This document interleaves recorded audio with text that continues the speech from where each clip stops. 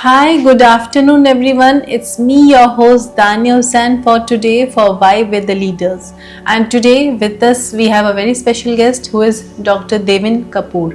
Dr. Devin Kapoor is a homeopathic doctor, a functional medicine practitioner, and also a mental well being coach. So, welcome, Dr. Devin, to our show, and thank you so much for joining us today. Thank you, Dania, for having me on this podcast. It's a pleasure. So, Dr. Devin, we would like all our guests and viewers to know about your special journey and how you became, you came through all this homeopathic medicine and how you became a mental well-being coach.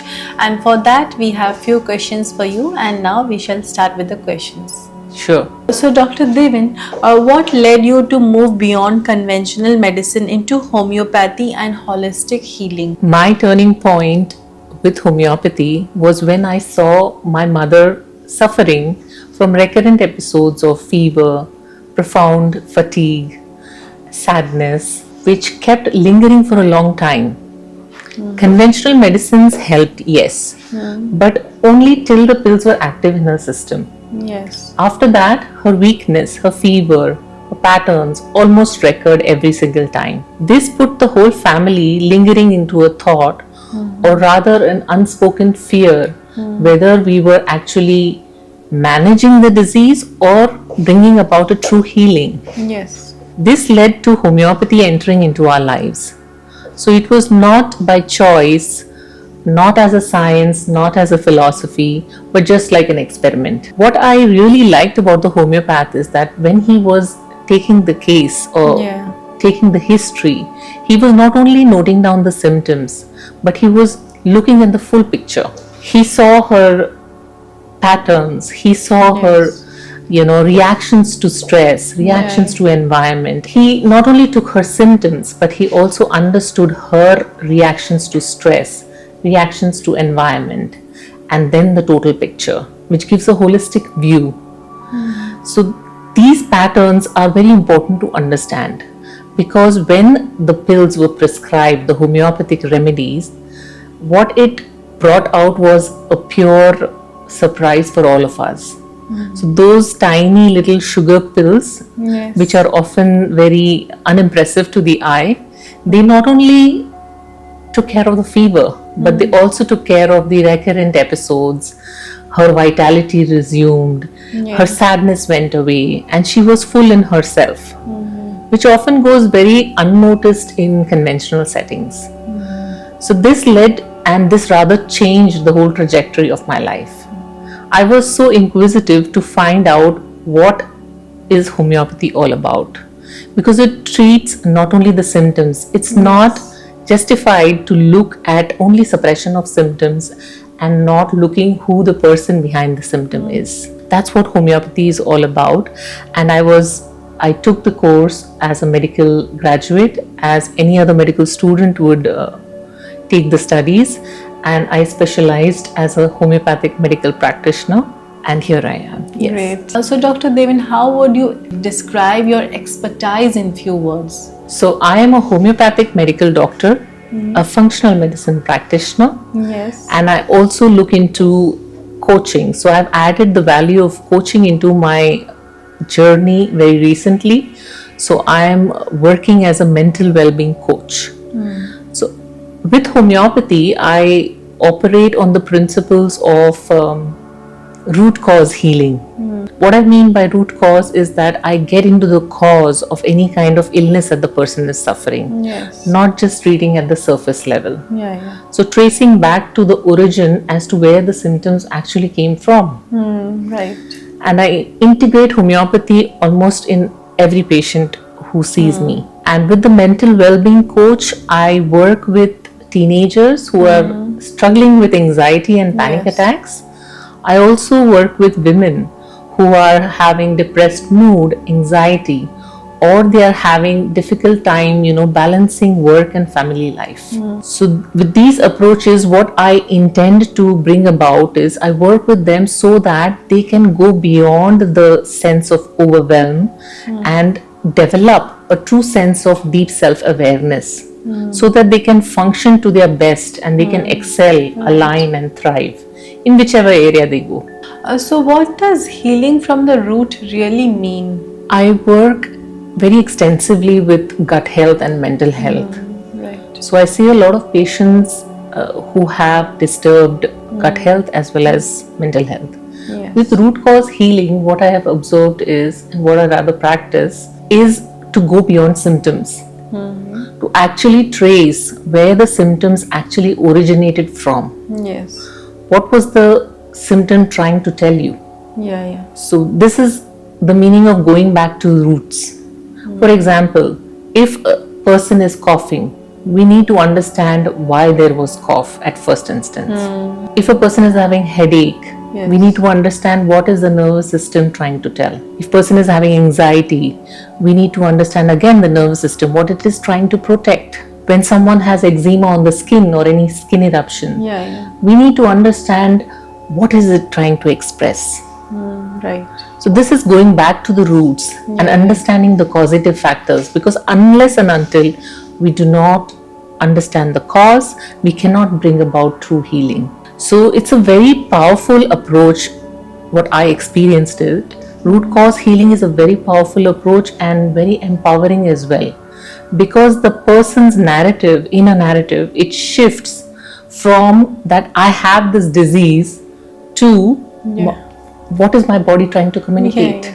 Definitely. Let me understand that first, and then everything gets resolved.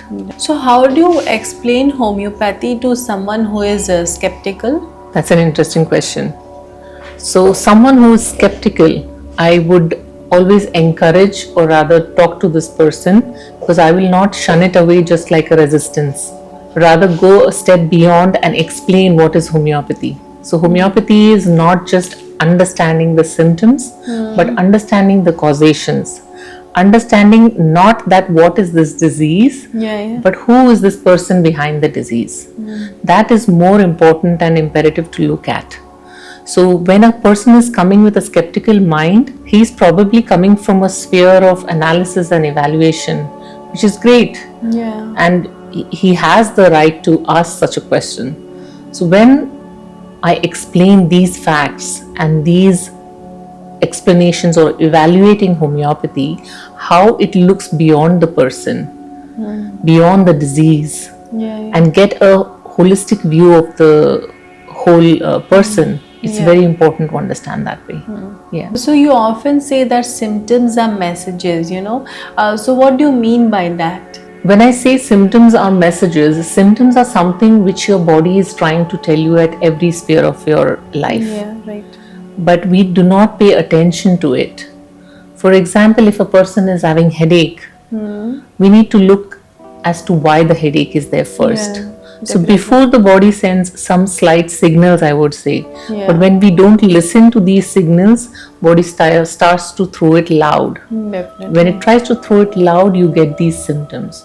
So when we sit back and think, rather than suppressing those symptoms which are coming up, because your body is trying to struggle, it's trying to find a balance, it's trying to tell you that the inner ecosystem is not functioning to its optimum level. Right. So we need to pay attention to that and understand what it is giving out. So it's a message. If you're able to decode this message, then you are on the path of true healing. Yeah. But if you suppress it with a painkiller or a pill, then you don't know why it occurred in the first place.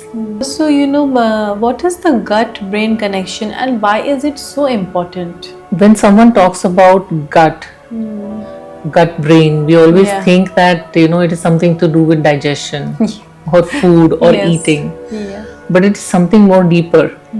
So gut brain axis or gut brain connection is the connection of your digestive system with your brain. Right. Scientifically speaking, the brain and the gut, they are composed of more than 500 million neurons, the Right. tiny particles in our brain, which keep corresponding to each other. They are in constant communication. Yes. Even if you don't realize, the whole lot of time in the day, they are communicating with each other. If I have seen so many patients getting better with their anxiety, if their gut is healed. Yes. Also, vice versa is possible. If your gut is inflamed and you are suffering from digestive issues, you can have anxiety. Yeah. So both bidirectional flow is equally important. So we need to pay attention at both these levels. Gut is a place where 90% of a chemical called serotonin is produced. So this serotonin is actually a neurotransmitter, a chemical which is responsible for regulating your mood and emotional balance. Yeah. So imagine if you're in a state of constant stress and anxiety, your Definitely. gut will be inflamed and you will not sleep and you will have bad mood. Yes. Also, there's a very important chemical called GABA which is released from the gut. Very fascinating thing about the gut also is that there are tiny little microbes which I call it as gut microbiome. They are bacteria, they are funguses, they are viruses. They are all there in our gut. Yeah. Their role is extremely important because they help in not only digesting the food, but they also help in regulating our mood and our emotions and the balance of our mind. So if our gut microbiome is not fed with that quality of food, Yeah. also it can be a big problem. That's why this gut brain axis is beyond one can ever imagine. So if you really want to heal your mind, look at your gut. So what are people getting wrong about anxiety? I would say people with anxiety, they always feel that something is wrong with their mind. Yeah. But this is not always true. When one is living in a state of chronic stress or chronic burnout, Yeah. the mind starts to get overwhelmed. Also, at the same time, we need to look at how the gut health is.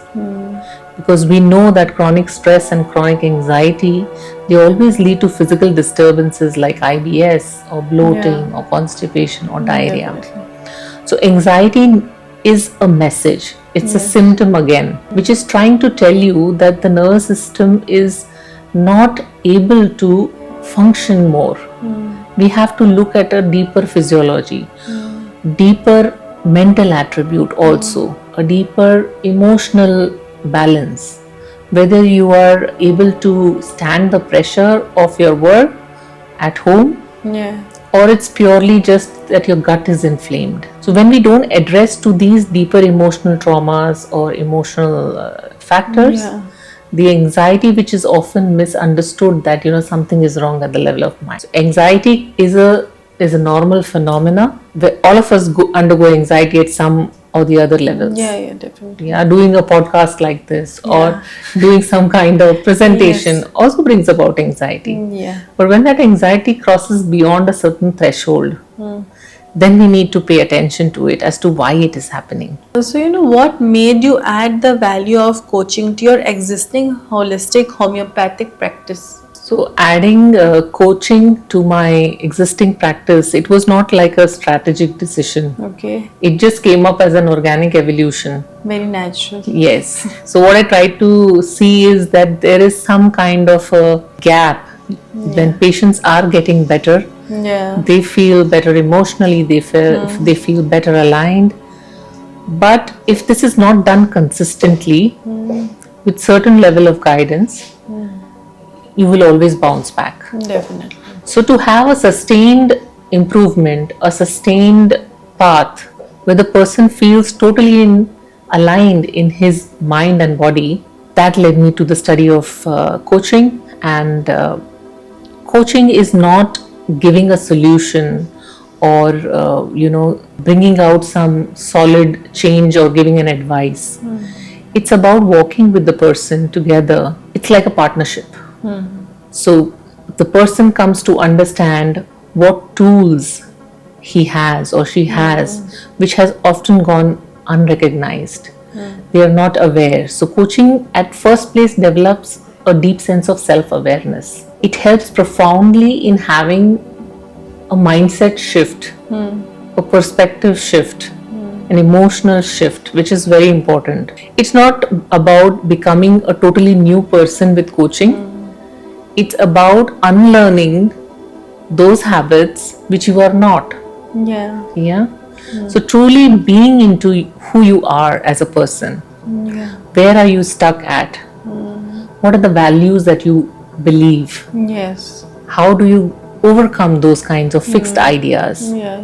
All these tools and I would say discussion or coaching happens through this. And it's not a quick fix, Yeah. it is a process. Yes. So when you align with this process, when you yourself get the sense of deep self-awareness, moving into a mindset shift, it sustains the whole path of improvement. And it is working along with my homeopathic philosophy of sustained well-being, looking at the person as a whole. So it is typically a holistic view where we keep the person at the center of focus as to who you are, Yes. and then align with your values and beliefs. So, can you tell something more about the wellness coaching? Again, when someone thinks about wellness coaching, the idea often comes up in the mind that the coach will tell me what I'm supposed to eat, how I'm supposed to eat, when I'm supposed to sleep, whether I should do meditation or not. So coaching is one step deeper. Coach is the person who would walk besides you as a partnership. At first, I would like to understand what unique relationship you have for wellness. What is your understanding about wellness? How it can be an important part of your life. Wellness is not only about drinking smoothies or going to the gym or having those kinds of physical outputs. Yes. It's about understanding your habits, Right. your relationship with your own self. Why wellness is important to you? Definitely. Because it is so empowering for the person to understand when they have these meaningful behavioral and emotional shifts.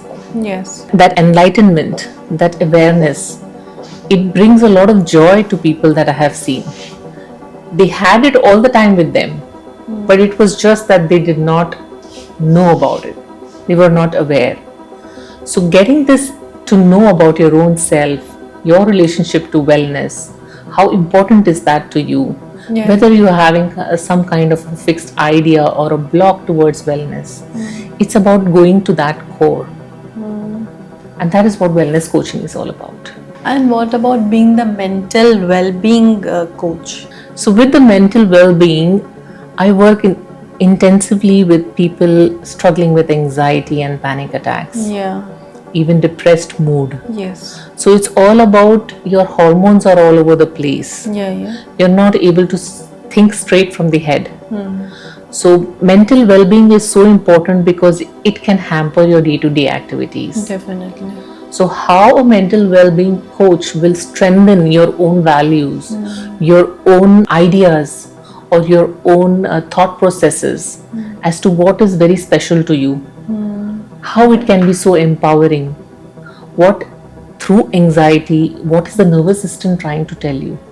Is it trying to get rid of some long-lasting trauma, or is it more about a social image, or it is something else? So as a mental well-being coach, I hold space for my clients where I can hear them out.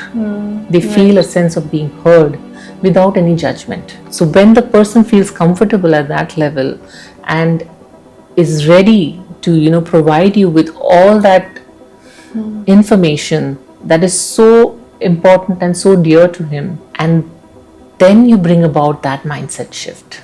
Definitely. So mental well-being is to strengthen your own plus points, I would say, in simple language, definitely. your own strengths, but more in an empowering way. We all have weaknesses as well, but weaknesses should not outstrength our Yeah. goals. Definitely. So, what is one simple thing you can suggest that people can start doing for a better living for tomorrow? I feel a very simple thing and a very basic thing which we have talked around this podcast is to listen to your body. Yeah, of course. To listen to if you're getting some signals from the body, if you're getting some symptoms from the body, just listen to them as to why they are coming. Before you reach to a solution, first understand what is it trying to tell you, and then you can choose any path of healing that suits you best. So now with this we end our podcast for today, and thank you so much Dr. Devin for joining us today. It was a wonderful conversation with you, and we wish you all the best for all your future endeavors and all your future projects, and thank you so much for joining us today. Thank you very much, Dania. I am immensely grateful and Gratitude to having listened to me for all this while. Thank you very much. It was a pleasure. Thank you so much. Thank you so much, everyone, for joining us today. And with this, we end our session for today for Vibe with the Leaders. And this is your host, Daniel Sen, signing off for today. Thank you so much.